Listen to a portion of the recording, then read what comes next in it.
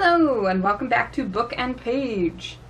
The Place of the Lion continues. And we are continuing on with Chapter 8, where I'm going to mispronounce a lot of words. And a lot of names, including the name of the chapter title, that is Marcellus Victorina of Boulogne. Let's get into our summary first, and then we'll, like I said, try to discuss things in a little more detail. This chapter is going to be particularly hard because, first and foremost, it's written in a very awkward English vernacular due to a translation from Latin that, required the awkward English vernacular, and it's also discussing a lot of very heavy subjects incompletely. And that's the point. This chapter is not meant to explain everything. It is meant to leave you with a lot more questions than answers. But let's go over the basic actions that happen in this chapter.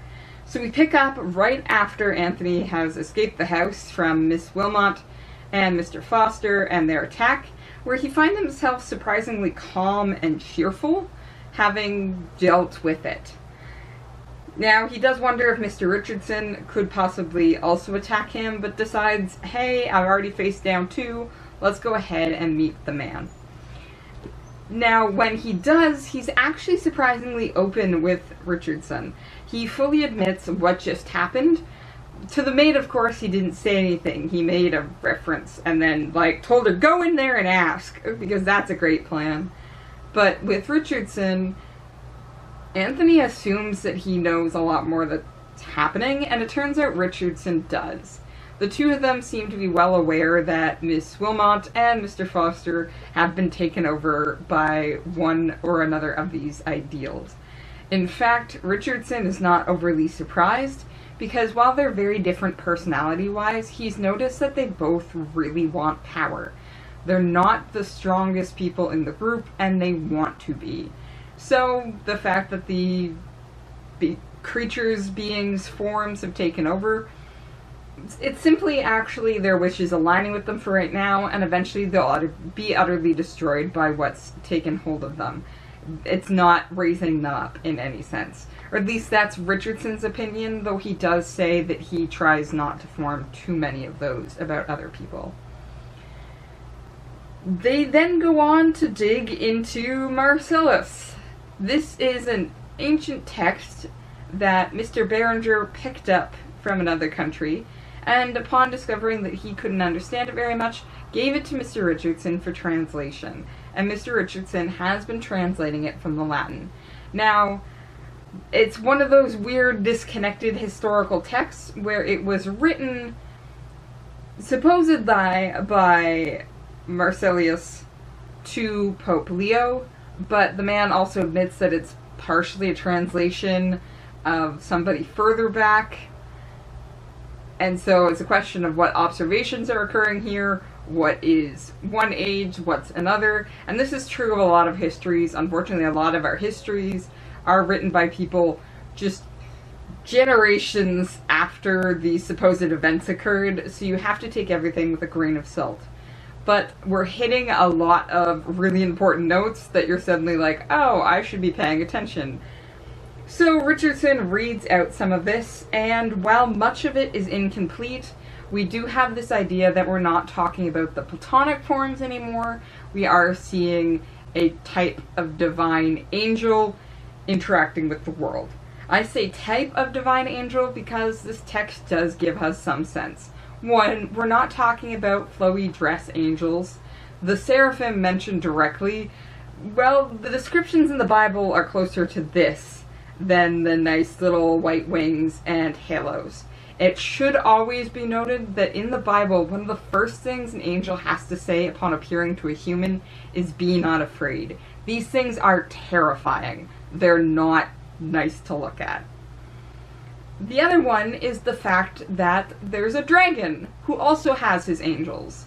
The dragon is most likely in reference to Satan, and Satan did have angels, he himself was one. Angels followed him, there was a war in heaven, and he was ejected. In all of this, though, the dragon might refer to Satan, but he might actually also refer to a dragon. Because we also have the animals coming back in. Though the text that's awkwardly missing tells us that there should be 9 of them, but we don't know 6. We just know the 3 that have been mentioned. We can assume we know 4 now because we also have the butterfly, but the lion, the snake, and the eagle are mentioned. And that's when Anthony realizes what he saw was probably the eagle. In fact, he realizes he's deeply connected with what they call the sacred eagle, who is likely the answer to all of this. This is probably one of the beings that is closely connected to God and will help defeat the other angels that have interacted with the world. Who even knows? Anthony does wonder why the angels aren't being helpful, but again, Richardson reminds him we have the wrong idea of angels here. And ultimately, he decides he has to try and seek out the eagle and figure this shit out anyways, because everything's on fire. Richardson says there's nothing else that he can do for him. He's sort of given him the information that he has, but he does reiterate again that Mr. Berenger's house is probably the epicenter of what's happening. So, yeah, not a lot of action in this scene, especially considering we just came off of, like, a literal grapple for your life with 2 cosmic beings. But some very interesting information if we're willing to peel back the layers of both the antiquated language and the fact that it's incomplete, along with those historic windows we have to move through. This is a chapter, like I said, you could just go on and on about and do some investigation for. We're just here to talk about some of the, well, bigger things that jump to my mind. There's going to be so much more that I miss here, precisely because I'm not a biblical scholar, so I'm not always going to get every single reference. Thankfully, I did have a class on this, so there are some very interesting references that I can mention. Where to start is kind of hard, so I'm just gonna go for it. No, this is gonna be weird. So, let's start with the change in a hypothesis here. Now, I mentioned in the last video that the chapter was kind of upsetting for the fact that while we were supposed to be dealing with these divine aspects, whether they were secular or religious, we've now seemed to have moved firmly into the religious side of things. There wasn't the ascent happening, it did seem to be a descent, and this chapter has confirmed that in some really interesting ways. And it does remind us that both the reader and Anthony have actually been working with a hypothesis that is not necessarily Anthony's, but Mr. Foster's. And that's the idea that these 2 worlds have come together and that the forms are going to wipe out the world, but any of the humans who do in fact match with the forms will be taken up with them, taken up into them, and continue to exist in some form. And that's likely what Mr. Foster and Miss Wilmot think is happening right now, if they're at all aware of what's happening. We do get an alternative hypothesis here, which tweaks that in a lot of interesting ways. And not always stated out clearly. For example, when Richardson points out that Mr. Berenger's house is the epicenter, there is a question of whether or not these people getting together have actually somehow opened a portal into the other world. That the coming of the forms was not an accident that has just occurred, but is in fact a created event. Like I said, this isn't stated wholly out loud, but the idea that we've had these forms interact with humans throughout at least religious history, with the staff of Aaron and Aaron's snake, and possibly with the mention of the forms in this particular text, we do get the sense that you can willfully bring them in. They do state directly that there is a difference, though, in who has the power here. Foster was hypothesizing that the forms themselves are the powerful beings, and that humans need to align themselves to the form. But now we've taken up a much more Christianized version, where again, the power is given to humanity. When God created the world and created all the living beings in it, he gave control of those beings to men. I say men because, again, we've mentioned this before, there seems to be that two different stories in the Bible. Whether or not Adam and Eve were created together and then were given command, or if Adam was simply given command and Eve created afterwards. This story, I'm going to honestly say, leans towards that second one, and I'll try and discuss that a little further on. But again, it's from Anthony's perspective. So Adam here has the power. When this happens, there is the idea that humanity is actually given dominion over the angels as well. That God's prior creations, because the animals were created prior to humanity as well, have all had their dominion given to humanity. So the idea is that humans themselves could actually call these beings forth and take them up in some way. So rather than the forms coming in and the angels coming in and blasting everything out, humanity in some way has invited them in and is then paying the price for doing so. Mr. Behringer, who seems to be a lot more in the thoughtful vein of things, has now been made unconscious, and Miss Wilmot and Miss Foster, who we're told are very power-hungry in their own ways, have been possessed by these beings, and they're probably not the good angels. We've been told again the dragon had his own angels that fell with him, so likely those ones that came in and have now taken up Mr. Foster and Miss Wilmot, probably not the good type. And ultimately, their want for power is going to see them destroyed. The forms do have extreme power, and only the right type of people, the right type of man, can in fact take dominion of them. You'll notice that Mr. Foster is always wanting power over those who contradict him, and Miss Wilmot is always angry when her friend, and here it's highly stressed, it's likely Mrs. Rockbotham, contradicts her. So it is a woman wanting power over women and a man wanting power over men. The reason I bring this up is the problem of Anthony again.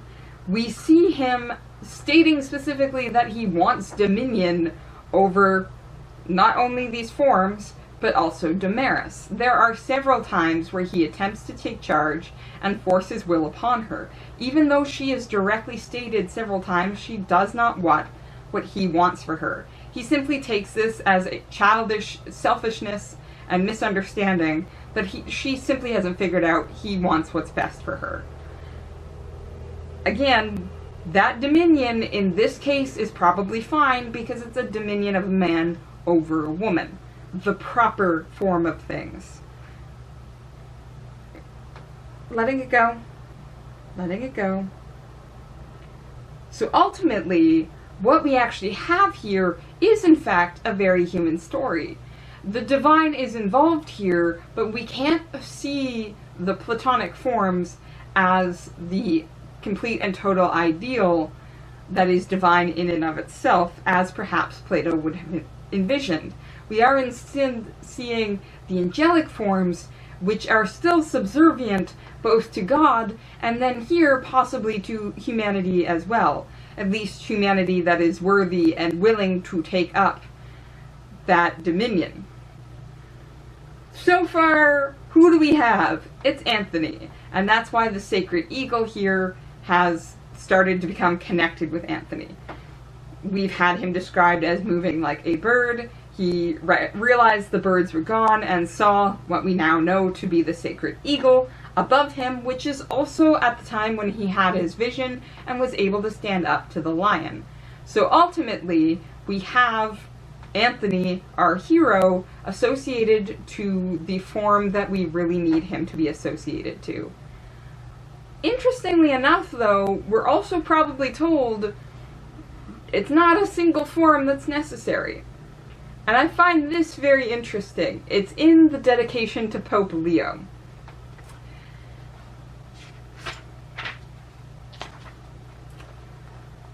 For it may be rightly said that your holiness both roars as a lion, and rides as an eagle, bears burdens as an ox, and governs as a man. So here we have a combination of at least two of our mentioned animals. We know full well that we're missing several others, and at least one of those missing ones is likely the butterfly.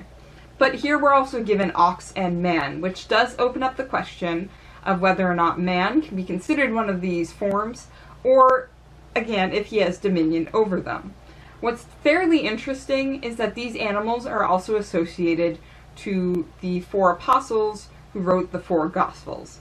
So the lion is St. Mark, representative of courage, the eagle of St. John, wisdom, the ox is Luke, service, and man being Matthew, which is reason. And very interestingly, again, if you go into those Gospels, which I haven't studied in the longest time, this does connect severely with practically everything. Luke's Gospel is notably different than the other ones for being very human-oriented and service-oriented. And Matthew's, again, tends to, well, contemplate on the divine.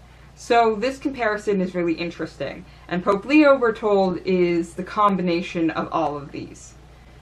All in the defense of the Apostolic and Roman Church, in this singular uniting of the qualities of those great angels, so that your holiness is justly to be called the angel of the Church. So what we're actually told here is that the separation of the forms is in fact not the correct thing. The Platonic ideal is precisely the separation of all these forms and the perfecting of them. But because these forms are subservient to humanity, humanity's ability to take up all different types, and not just one of them, is actually the more powerful ability here. The fact that Miss Wilmot and Mr. Foster have been taken up by singular ones, they become much more like the forms themselves, and their humanity starts to disappear, and they're starting to be destroyed by it. Anthony has been able to face down multiple ones of these forms, and is associated with the sacred eagle, the wisdom, likely of understanding all of these forms, and it's connecting to his human reason. So there is a connection between the man and eagle that allows him also to understand the other forms and to take them up when necessary. So we're not actually looking at a division of any sort. We should be looking for a coming together of all of these beings. I am so deeply confused, but also fairly fascinated, because the hypothesis now has changed entirely. We haven't gone from some unfeeling meeting of worlds that will ultimately destroy one simply from being in the presence of the other, to actually standing a chance of getting somewhere if the right person is in charge. The right person being a white man who's not like super upper crust, but is still aware of his position in society. He's not like Mr. Foster, who wants power even when he has power, but he does want dominion over those he should properly have dominion over, such as Damaris. Anthony here is going to be the coming together, and everybody else that is going to do well in this book are going to learn from him and follow up through him. What's really interesting is the similarities between Anthony and Richardson sort of ends here. They're both fairly interested in the history of these things, though they don't get super involved with the opinions of others. Richardson says he doesn't like making opinions, but he has observed some things and he can't not do that. Just like Anthony insists that he's not like any of these people, but is also very attempting to control Damaris, even when she says, don't do that. But there is the ending of the differences, which is to say that Richardson recognizes himself as a conduit of information, not of salvation here. He is a messenger of the coming of the hero, not the hero himself, or the divine being.